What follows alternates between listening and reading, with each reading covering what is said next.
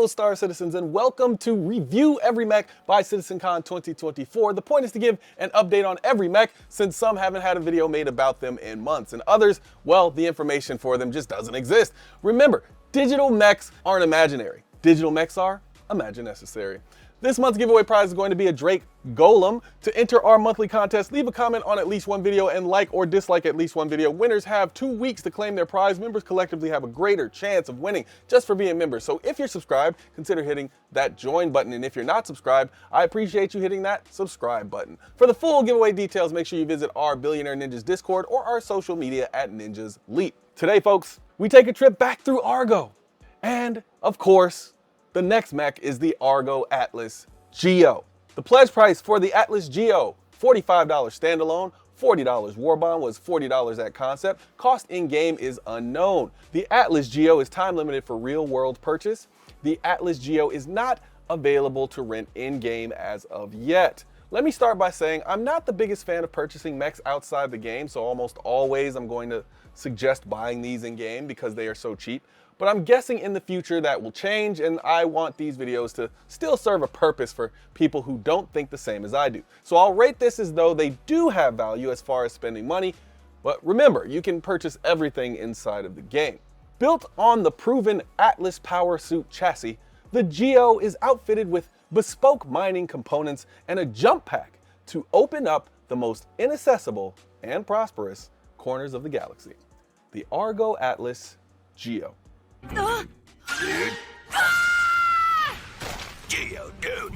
It's Geo dude? For measurements, the Atlas Geo has a length of 16 meters, beam of 7 meters, height of 5 meters. The Atlas Geo can carry up to 1/10 of an SCU at a time. This is the new CSCU standard that Star Citizen is using.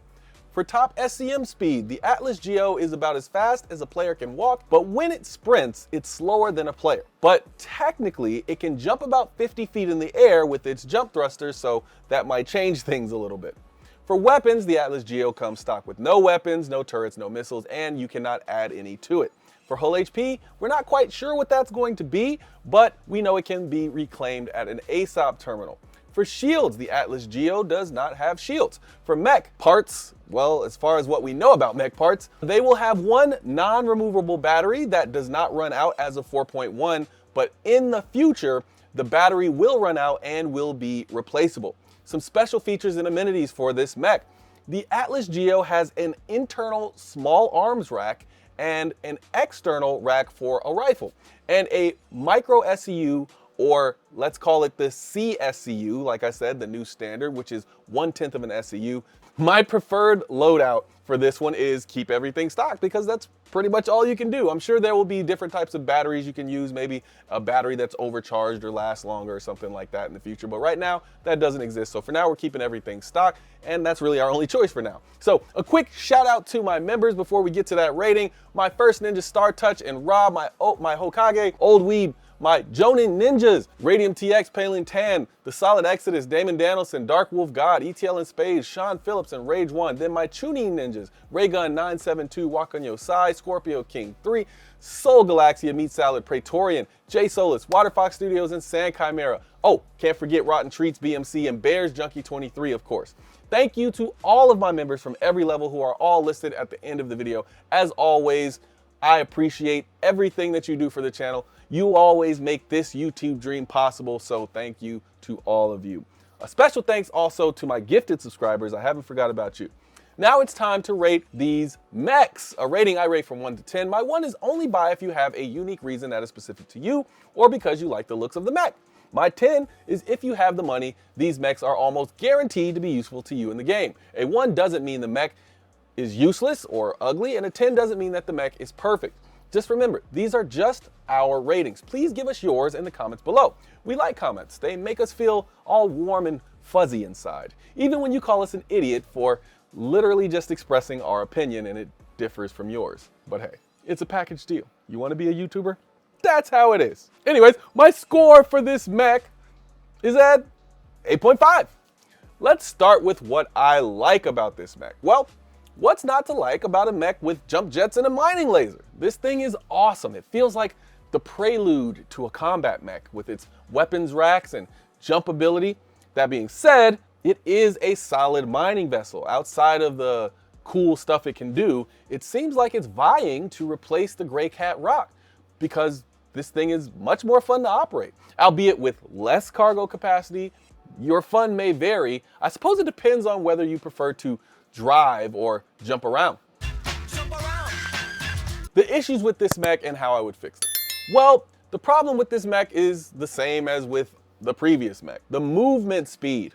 I get it that the inspiration was the mech suit, I guess you call it the power loader from the Alien film, Aliens, but there are no rules that say it has to be as slow as that. I really wish it moved at the speed that the player runs so that I could justify staying in it longer. The lack of cargo capacity compared to other mining vessels is also glaring. This is why the rock isn't being sent behind the barn to wait while the farmer grabs the shotgun. You'll be refilling that little, 10 CSCU box about every 2 nodes, and that can get tiresome. That means you'll have to get out of the mech, take the box out, and replace it with another box, and get back in and continue every 2 nodes. So that means it will be a slow process compared to something like the Rock or Rock DS, or of course compared to ships. And if you have to walk slowly back to your ship every time and you didn't bring that spare box with you, you can see how that could get a little tiresome. But that brings me to why this mech is scored as it is, even though it has a lot of the same things as the previous one. As much as I know, the Rock is faster, holds more, but there's still something to be said about the fun that is to be had in the Geo. I mean, you can just take this thing sightseeing, and while you're out jumping rocks and hills and trees, you stumble upon some rare janolite leading into a cave with even more janolite. The Geo seems to be providing an overall superior experience to the Rock, unless you prioritize mining speed and efficiency, which to my understanding is the majority of people who mine for profit, but perhaps not the majority of people who do mining for fun. I do rank it higher than its brother, the Atlas, because, well, it's got that fun jumping feature, of course. But I don't rank it higher by much. I do think there is a ceiling for how great a mech can be on my scale, and this is pretty close to that ceiling. So who is the Geo for? Well, for people who are primarily mining because they just want that to be their primary gameplay, this is another tool in the shed to fit in those, tough to reach cave areas and to jump to those higher up hills. But for the people who treat mining as a secondary task, this is the cheapest way to get into mining. But who I really think this is for the people who only mine for fun or to relax. I think this might be made specifically for you.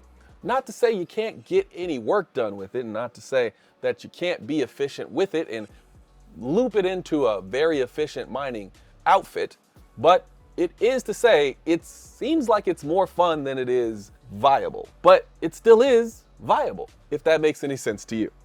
I imagine having a Geo in pretty much every one of my ships that can carry one to make sure I always have something for those rare minimals that you always happen upon when you don't happen to have your mining ship. Mechs are really cool in that way, that you can take them almost anywhere regardless of what ship you're flying. There are, of course, those ships that can't fit the mech inside, so we're not saying every ship, but enough ships to where you can be dangerous. Mechs are one of those things that I really appreciate their addition to the game because I do think it adds a whole other layer to the game. Mine would be there, though, not just for mining. I can imagine using this as a cool way of spelunking and just doing cool things in caves. I know you're here for our rating, but if you really want a mech, go buy it. We won't stop you. Or even better, all mechs can be earned in-game once the game releases. Some you can purchase in-game right now. These are just our ratings, but when you spend, it's your money. My opinion, I really like the Geo, but it's coming to an in-game purchase in the next patch or so. So it will be an easy purchase. But me, I'm in the in-game, folks. I've bought enough ships, so I'm probably buying things that I don't particularly need. And I don't particularly need the Geo. So for most people, I'm definitely gonna say this is an earning game. But for me, this one's going in the fleet, folks. All right, that is it for this one. Shout out to the members. Thanks for spending your time with us, but I'll see you in the next one. Peace.